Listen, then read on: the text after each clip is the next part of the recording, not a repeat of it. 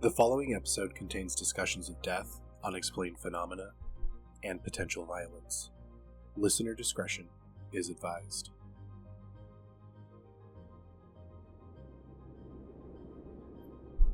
The tent was quiet. Too quiet.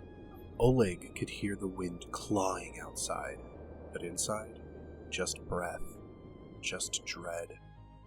Sasha stirred beside him, mumbling in her sleep.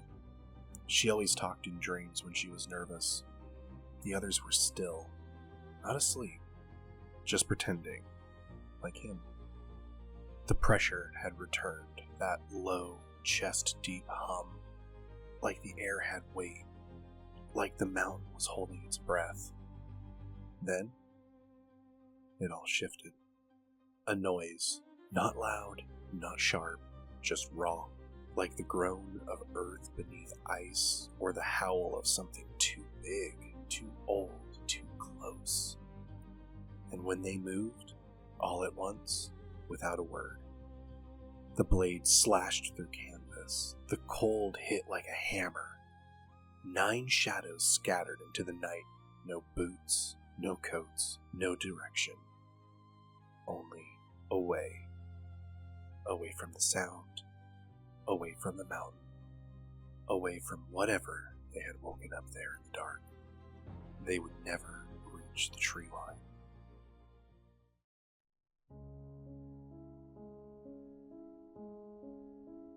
Good evening, wanderers of the weird, and welcome back to Myths and Misconceptions, where history's shadows dance and the truth is just one foggy breath away from vanishing.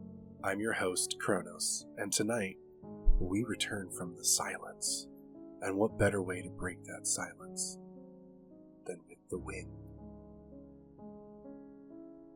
On February 2nd, 1959, 9 Soviet hikers, Igor Dyatlov, Zinaida Kolmogorova, Ludmila Dibinina, Alexander Kolovetov, Rustam Slobodin, Yuri Doroshenko, Yuri Krivonishenko, Simon Zolotarov, and Nikolai Briganol were killed under mysterious circumstances in the Ural Mountains of Soviet Russia. The group, composed of experienced ski tours from the Ural Polytechnic Institute, had set out to conquer Otorten Mountain, but never returned. Weeks later, searchers and rescuers discovered their tent torn from the inside, abandoned, with scattered footprints that led deep into the forest. 2 bodies were found near a burned cedar tree, others further away, and the last 4, months later, in a ravine, partially clothed, bearing horrific injuries. Some were barefoot in sub-zero temperatures. Some had fractured skulls or broken ribs. One woman was missing her tongue, eyes, and parts of her face.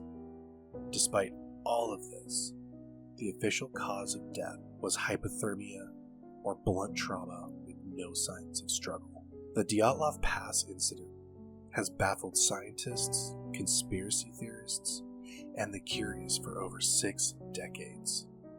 Tonight, we explore the most enduring theories. The most common explanation is a slab avalanche. The hikers may have inadvertently triggered a snow slab above their tent, forcing them to flee in panic. In 2021, researchers using computer models and avalanche simulations showed that under rare conditions, a delayed slab release could have occurred, caused by pressure and improper tent placement. Yet critics argue the slope was too shallow, less than 30 degrees, and that no debris was found. The tent was partially standing. Items like skis, cameras, and documents were undisturbed. Some hikers had severe internal injuries, but no external trauma. The avalanche theory answered some questions, but not all, and it still remains controversial. In his book, Dead Mountain, author Donnie Ecker proposed an atmospheric explanation.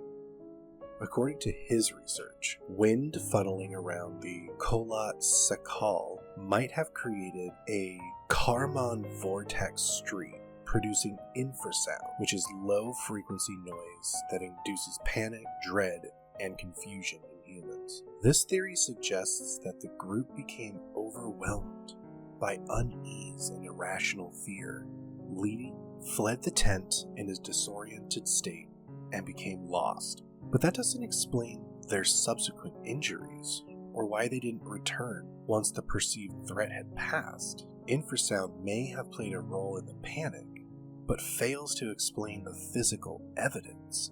Some believe the group was collateral damage from Soviet military testing. Reports of orange lights in the sky and burned trees near the campsite gave rise to theories involving parachute mines or secret weapons. Parachute mines detonate mid-air, creating shockwaves that could have caused internal injuries without visible wounds. Several of the hikers had internal trauma consistent with a concussive blast. Radiation was reportedly detected on some of their clothing, and strange metallic debris was allegedly found nearby, adding fuel to the theory.